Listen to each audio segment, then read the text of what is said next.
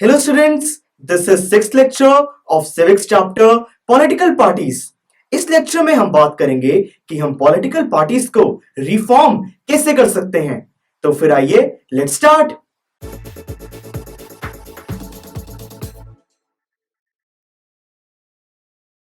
Guys, आइए सबसे पहले बात करते हैं कि पॉलिटिकल पार्टीज को रिफॉर्म करने के लिए कौन कौन से मेजर्स लिए जा चुके हैं। फर्स्ट मेजर है anti defection law.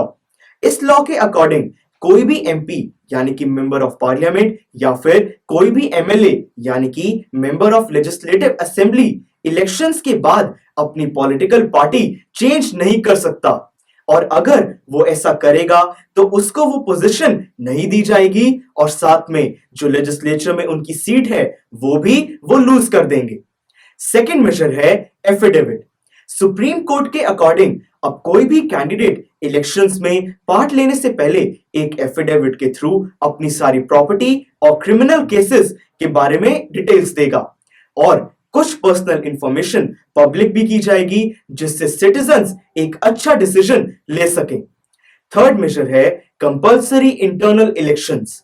Friends, election commission of India के अकॉर्डिंग अब हर पॉलिटिकल पार्टी में ऑर्गेनाइजेशनल मीटिंग्स और इंटरनल इलेक्शंस होना कंपलसरी है। साथ में election commission of India her political party की इनकम टैक्स रिटर्न्स भी चेक करेगा।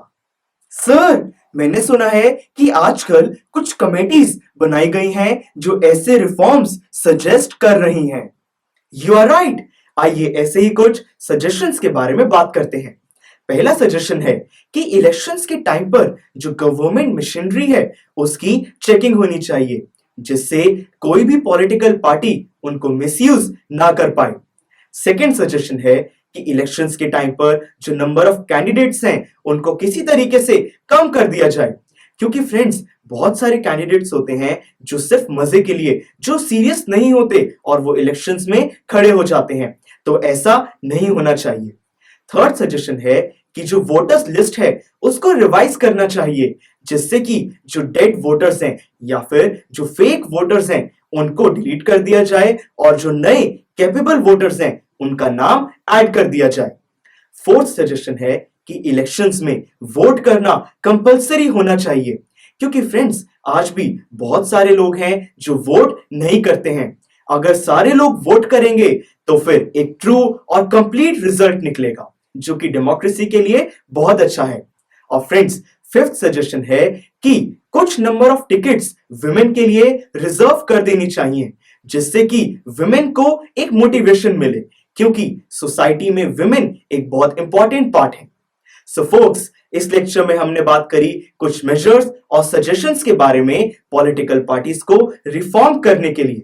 This was all about this lecture. Next lecture में हम इस पूरे चैप्टर को एक बार शॉर्ट में रिवाइज करेंगे। Folks, click here to go to the next lecture of this chapter. Click here to go to the playlist of this subject. Click on the circle to subscribe so that you never miss an update from PU Stack. Thank you for watching and see you in the next lecture.